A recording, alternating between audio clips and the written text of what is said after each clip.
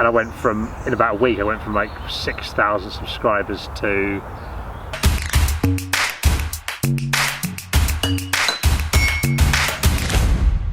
Hello everyone, welcome back to the SyncedUp podcast. Now as you can see, I'm joined by a very special guest today. It's Robbie Knox. Hi everyone. Hi everyone on that camera. But you can actually just see me a little bit in that. So yeah, you can stick it's right okay. in. Best of both worlds. Yeah, thanks so much for joining me today, mate. It's absolute pleasure. Thank you for having me. Thank you for driving to my village. Honestly, it's beautiful. I am in probably one of the most loveliest settings I'll ever have for a video. Kent Downs area of outstanding natural beauty. It's quite an arrogant name for an area, isn't it? It is. It's a pretty name though, and it fits it, to be honest. We're actually sat on a cricket ground right now. Yeah, no one's here though. No one's here. It's like 20 past 9 in the morning. There's a little river there as well. There's a river there, yeah. I'll get some shots for it. Before I moved here, we were looking around the village thinking, oh, it's going to be quite a place to live. And one of the reasons I moved here, right there, I saw the fattest rat I've ever seen, like just waddling along. Like, I don't know how it survived that long, it could barely move. I'm thinking, if the rats are living in that high standard, they've become obese, what a glorious place it must be. It's a middle class rat. Yeah, it was a real, it had like a monocle. Reading the Times, yeah. It was probably a Tory as well. Yeah, probably. Tory rats. That's what you want to look for an area. Tory rats. Oh, well-to-do Tory rats. Right, so I've just got a few questions to start off with. So I just wanted to start talking about like your rise in YouTube. Like you've had quite a boom over the last year or so, and like just wanted to know like what's it been like to experience, really. It's a bit weird, but my standards for YouTube, I went into it without having any real sense of what I wanted to do. Yeah. My thought was, well, I'll try it for 6 months or so. I'll release a video every week for 6 months on a certain day. I can't remember what day it was, Monday or Tuesday. And then I'll see if I'm enjoying it. And I thought if I am, I might try and make some money out of it. Not all my income, a bit of my income out of it in 5 to 10 years time. So I had a really long-term way to look at it. And but then when I started doing it, people, like 400 people watching every video. This is from fairly early on. I was thinking, that's mental, but 400 people I don't know are watching videos. So my standard of success was like, in the grand scheme of things, relatively low. And then when it all sort of kicked off and Jack put me in a video, and I went from, in about a week, I went from like 6,000 subscribers to 60,000 or something like that. Yeah, because I remember Jack doing his tier list video. Yeah, it was and he that, put you up with, in the megabit, in like the God tier. Yeah. It was just you two in there, I think. Yeah, it was, yeah. Yeah, I remember your channel was on. You were on like 6.7k subscribers, and then just kind of like went off from there. But no, I understand what you mean with the 400 viewers thing, because to some people, to people like Jack, etc., like bigger YouTubers, 400 views isn't a lot, but when you think about it, if you had 400 people stood in front of us right now, that's a lot of people seeing your video and stuff. Yeah, and it's like I did that, I did a walking video with Jack, I don't know when this is going up, but I did a walking video with Jack that came out 6 days ago, and it's about to hit 50,000 views now. And if you think 50,000 people, that's like a big football stadium. That's 50,000. That's like a Premier League football ground full of people watching your you wouldn't film video. on the field, on this field, no way. Yeah, no, you'd cram in. You wouldn't. Not with social distancing. You have to wear your masks. No, it's like I've had a few like videos where they've like done well, but I've stopped using it now. But I used to make a few TikTok videos, right? And like this was like, I think I uploaded one like, it must have been March 2019. I got like 1.8 million views. That's mad. And it what was it about? So it was a duet. So you know you can like side by side. There was this kid getting his hair done, and they had like putting like blonde highlights in, but it looked like noodles on top of his head. Right. Conveniently, my mum had made pasta that evening. Nice. So some pasta sat on the side, and I just went, that would be funny. And it's literally just a video of me putting pasta on my head. Yeah, my brother's TikTok famous. I saw your tweet about him. My brother does, he's called Knox Study. Well, that's not his actual name, obviously, that'd be mental. That's his TikTok name. It's called Laurie. But he does English videos where he'll like teach people, like he did one yesterday, I think, the meaning of devil's advocate, and then it might be the difference between certain words, or how he's got a video of 5 tips for academic writing. And I got him onto it at the start of the year. I said, you should do TikTok. I think it'd work really well for you.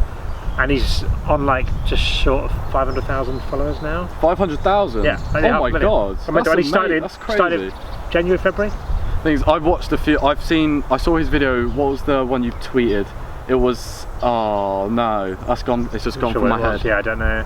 he was explaining like, oh, he's trying to bring back that word that people used to use. Overmorrow. Overmorrow, that was it. Which means the day after tomorrow. So today's a Friday. So if I said, do you want to meet up on Sunday? You go, should we meet up overmorrow? Overmorrow, yeah. It's like, it's unfortunate things like that, because on there I find some people with like some actual quite good skills and some talent, and then you've got some people that just do nothing and they get like 10 million likes. I watched a video yesterday, it was just someone mouthing a song, like lip syncing a song, with like 8.6 million likes. I don't understand it, it's crazy. No, I don't get it, but it's not for me, I guess. Do you know what I mean? No. There's just people who like that, I guess. I think it's because it's so easy just to like swipe bang. With a YouTube video, you've got to invest a bit more. That's why I think I've always enjoyed YouTube more, because I think it's just more of a professional standard, really. Yeah, I suppose, yeah. I mean, there are people, you see some of Logan Paul's TikToks that are production and huge. There's one it's little ridiculous, thing, unreal. But yeah, I agree, overall there's certainly become a shift for YouTube being more professional, if you will. Yeah, I think because more of those smaller apps have come out, well, I say small, now the biggest apps in the world, but like the apps where it's probably easier to make videos and just push out loads of videos. Probably made YouTube look a bit more professional. It's kind of a numbers game, I think, TikTok. I think you can just, if you're putting out 3 things a day, eventually one of them will sort of kick on, I think. But whereas with YouTube, if you put out 3 videos a day, I think the algorithm's just going to bury it. So, I agree. But when you were making your first videos, so obviously your very first video was the My Amazing Life video, which is absolutely amazing, by the way. That bit at the beginning, the introduction where you're like, I played at Wembley, I met loads of celebrities, it just cuts to you going, I'm going to the tip now. It's absolutely fantastic. Yeah, I think with that, I think there's a lot of, when I grew up, when I was at school, there was no internet. I mean, there probably was, but no one knew had the internet. And then when I went to university, they gave us like an email address and access to the internet. And I kind of thought in my head at the time that you just got the internet at that age. It was sort of always there, just sort of hanging around. But it was sort of quite new. And then from that point on, so then I went to uni. I used my email address a little bit, and then I didn't really have an email address. And then I went to Canada for a year. And while I was out there, I thought, I could do it with an email address. That'd be easier than phoning people. So I got a Hotmail address and all that. And I can't remember why I'm telling you about the internet. YouTube. So I think there's a lot of pressure that I didn't really have as a kid now on people to pretend their life is better, whether that's girls touching up their photos or something like that, or people pretending they've got a much more exciting life. Whereas the reality is pretty much everyone has to take their bins out once a week, unless you're at the level where you've got a bloke who does it for you. And everyone has to go to the supermarket or order what food they want in, again, unless you've got like cooking stuff. Because I remember talking at, name dropping, but when we were at Soccer AM and Noel Gallagher came on, I remember talking to him in the green room beforehand, and he'd been saying that people were asking him to do like what it's like at home with Noel Gallagher, and he goes, I never do it. He goes, because the idea of being Noel Gallagher is much more exciting than the reality of actually being Noel Gallagher. Because generally I'll sit at home and I'll just watch TV with my wife and just sit around. I'm a bloke. And that's it, and do that, and then maybe cook some pasta or something like that. Because it's not very exciting. Because like, it's the same with like Gordon Ramsay. I'm like, who's filling his fridge? Because no way he buys it himself, surely. He probably, like that. he might do his... Like you won't see, I don't think you see him down Tesco's. No, but it's weird to think, his but you'd be daughter does surprised. TikTok, doesn't it? Have you seen her? Yeah, Matilda. Matilda, she does TikTok, and it just seems really nice. Like, oh, that's a lovely little father-daughter. They are just normal. I think people kind of get the wrong idea, especially with YouTubers. Yeah. Think that like they're so, like, because obviously no offense to them, but they are famous in their own way, and but I think people see them as like, not real people, not like they're humans, if you know what I mean. Yeah, it's weird that, but it's also a sort of age thing, because I reckon I would be shocked if any of my mates would recognise KSI. They'd probably have heard the name, they'd probably have heard of Zoella. I don't reckon any of my mates would know who True Geordie is, because we're of an age where it's like that, but then you get, and I was talking to a YouTuber called The Boy John, do you know him? Yeah. He's really good. I was doing a video with him the other day, and we were talking about that, and he was saying that he's 31, and he's saying he's just missed out on it. So like a mate's a couple of years younger, no YouTubers. His mates don't really watch YouTubers because it was that sort of timing for it. Yeah, no, that's true. So what I find weird as well, as a 43-year-old man, is that because I've started watching YouTube, and it's the amount of time YouTube's been going. So they're people who have sort of grown up on YouTube. And I saw some girl doing a video, I can't remember her name, she's probably about 21, 22, and she was doing a video about her favourite bookshops. So that's quite interesting. I like books. I was watching through and she's talking about bookshops and all that. And I thought I subscribed to her. I thought, this is quite good content. But I didn't realise she'd been on, because I didn't know anything about apart from that video. The next thing that gets served up was about revising for GCSEs. I'm like, oh God, unsubscribe. That's weird to watch that. Because she's been on it for 8 years or whatever. Yeah. And so she's going to have videos from then, sort of thing. I think, that's cool. I'll unsubscribe, but I hope I'll get served more of the bookshop stuff. So it's a bit weird, isn't it? But no. Perfect nice. I think because obviously you are older as such, you're. I am. You don't have to say it. Yeah. Not to be. Yeah. You're in your 40s. I've got a few years left. Yeah. Oh mate, right. Don't worry about that. You'll be right. Yeah. But like, I know what you mean, because even though I'm in the younger demographic. How old are you? I'm 20. 20. Wow. Yeah. But even when I watch some videos, especially on TikTok, because you can have any ages on there. Yeah. I always feel a bit like uncomfortable when watching certain things. When you're younger as well, I think a smaller age, the older you get, age gaps are less relevant, I think. When you're younger, there's more, I don't know, there's lots of fun. Like when you're really young, there's a big difference between a 6-month-old kid and a year-old kid. Yeah. And then it keeps on narrowing like that. There's a big difference between all my kids in age, sort of thing, and what they like doing. And they're all 3 years apart. And then I think even when you're in your 20s, there's still quite a big difference between being 27 and being 20. Whereas now, there's not much difference between being 45 and being 30. No, there's difference. Everything's kind of moulded together nowadays. Yeah. I did have another question for you. Do you still have the Vauxhall Vectra? Yeah. You still have it? It's up there, yeah. Amazing. Yeah. It's still there. 2008 Vauxhall Vectra estate. I appreciate it's not a classic car. It's got scrapes down the side. I think for people that watch you, that every time I see a Vauxhall Vectra, I think of Robbie Knox. Yeah, like it's brilliant. It's at the point where, like, if it runs out of petrol, it's going to be written off. Like, its value is that it's low. On the ropes. Like if I sold the car, whether it had a tank of petrol in it, would influence the price massively, because that's like quite big, like about 50 quid to fill it up. That's quite a big thing in the grand scheme of things. I think I eventually will give it away, like a really awful David Dobrik sort of thing. I think I'll give it away to a viewer. Yeah, I guarantee someone would get it. It's been in a music video. I directed a music video for a band that you probably won't know, called Star Sailor, who were quite big around 2000. No, I have heard. Yeah, have you heard of them? I have. So they had a video that I directed called All This Life, all my life, all this life, in this life, all this life. He's singing. That's terrible. I can't help you out with that, I'm afraid. All this life. I think it's called All This Life. That doesn't sound right, because it's not really a sentence, is it? But I think it is All This Life. All something life. Look, all something life. Sorry, boys, if you're watching. And it's in that, because there's a bit where the videos, it's like an evening thing where they're sat around a campfire and they're all chatting and having a really good time, and it's like flashbacks to the boring parts of life, like being at work, something like that. And there's a bit where James the singer has got his not very good car broken down, and it's my Vauxhall Vectra. Oh. So it's a car with music pedigree. Yeah, so it's in there. It's got history. It has got history. I'd call that a cult car. But I keep thinking I'm going to have to get a new car, because I don't really care about cars. And I literally want a car that will drive around, and it's been pretty reliable. Just did its MOT the other day, so it's good for another year. It passed it? Yeah, well, I mean, I had stuff done to it. Wow. Well, no, it passed, but it had to have a bit, new tyres and stuff. Yeah, nothing massive. Nothing major. But so it's all good, but because I don't really care about cars, and round here it's quite a lot of sort of financy working the city people, and it's a bit, I think everyone's getting their leased new Audis and all that. Because I've got one of the worst cars in the village. Because I don't care. There's so many things I'd rather spend my life on, my money on, like for life experience. I'd rather, given the choice of spending money on a new car or going skiing for a week, I go, well, I'm going to go skiing.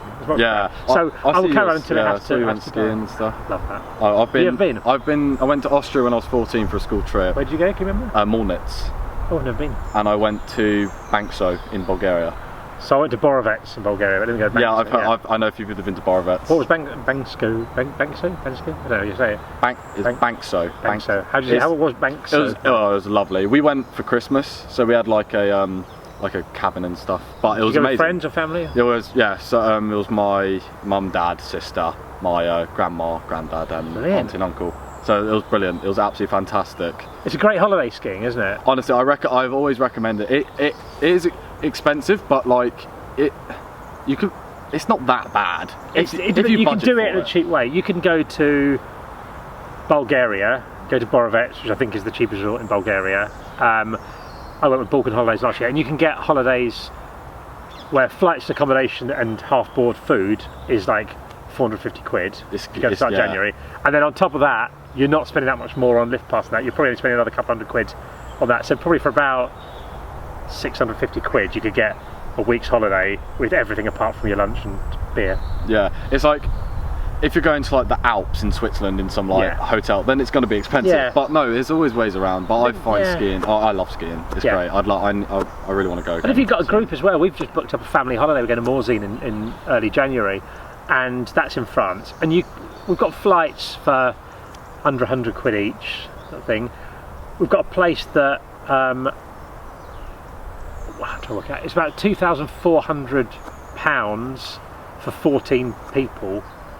So if you split that up, if you had a group of mates, that's a great price. It's pretty good. We've got like 3 families going, but it's not that. It's not as bad as it can be. Whereas if you go for like a catered chalet, you're going to end up spending easily £1,000 each before you've got to ski. So it depends what you do, sort of thing. Yeah, exactly. But there's ways around it. And it's a brilliant thing.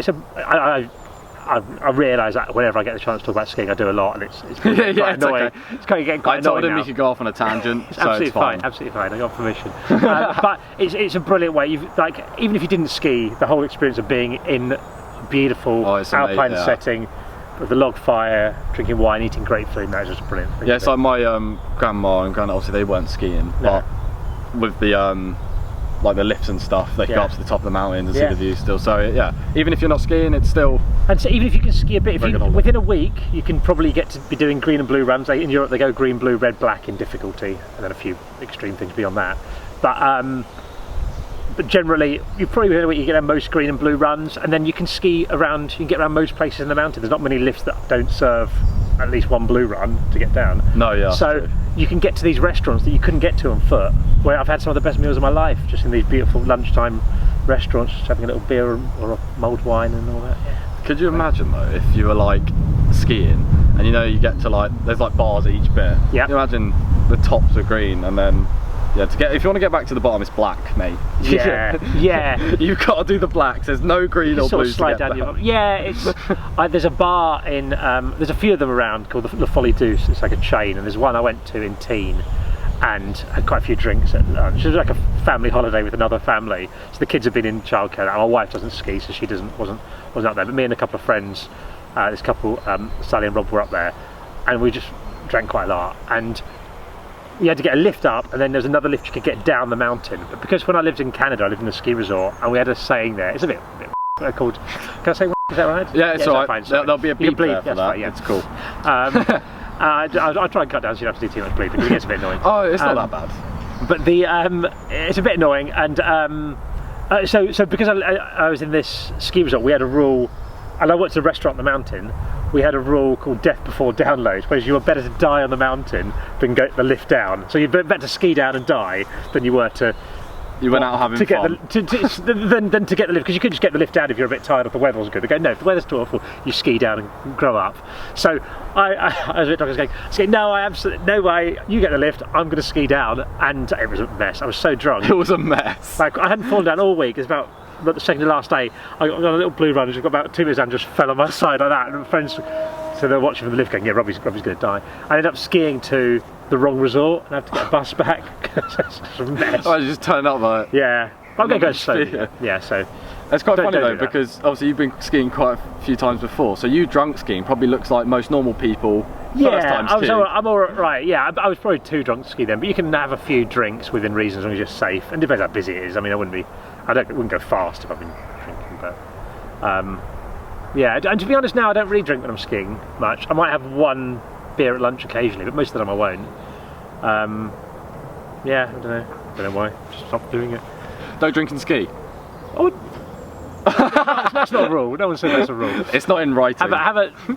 If you drink when you're at lunchtime, then be a bit more sensible in the afternoon. Have some food. Yeah. Okay. Yeah, like your stuff. Soak it up. Yeah, absolutely. Stick around, guys. Another part of me and Robbie is coming very soon. But in the meantime, go over to Robbie's channel, check out his videos, show some appreciation, and hit the subscribe button.